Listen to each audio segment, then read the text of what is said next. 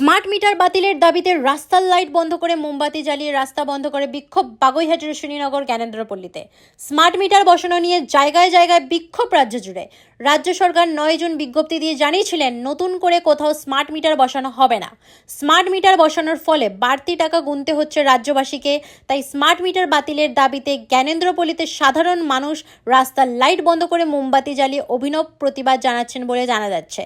কারণ বিদ্যুতের বিল লাফিয়ে লাফিয়ে কয়েক গুণ বেড়ে গেছে, ফলে বাড়তি খরচ বহন করতে হচ্ছে সাধারণ মানুষকে। অবিলম্বে স্মার্ট মিটার খুলে তার বদলে লাগিয়ে দিতে হবে পুরনো অ্যানালগ মিটার। 19 টাকা বিল আসছে, আমি দেবো কি করে বলুন? খাবো না, বিল দেবো, মিটারটা আমার তুলে নিতে হবে, পুরনো মিটার লাগাতে হবে। হ্যাঁ, পুরনো লাগাতে হবে।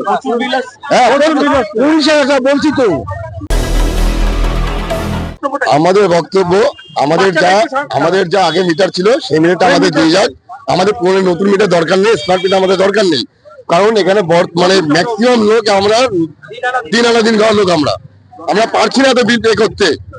এটা হয়ে যাচ্ছি, সংসার অশান্তি বেড়ে যাচ্ছে আমাদের। আমরা খাবো না, বিল দেবো। আমরা কি করে এত বিল দিয়ে পারবো? আমরা পুরো মিটার চাই, আমাদের নতুন মিটার দরকার নেই, আমাদের স্মার্ট মিটার দরকার নেই। আমাদের ভুলভাল বুঝিয়ে বলেছে 10,000 টাকা দিয়ে আমরা মিটার লাগাতে হবে। আমরা পুরো মিটার চাই, আমাদের নতুন মিটার দরকার নেই। এত বিল দিয়ে পাচ্ছি না। বিল মানে বলে না, আমার 3 মাসে বিল আসছে 3,000 টাকা, এখন আমার 1 মাসে বিল আসছে 1,500 টাকা।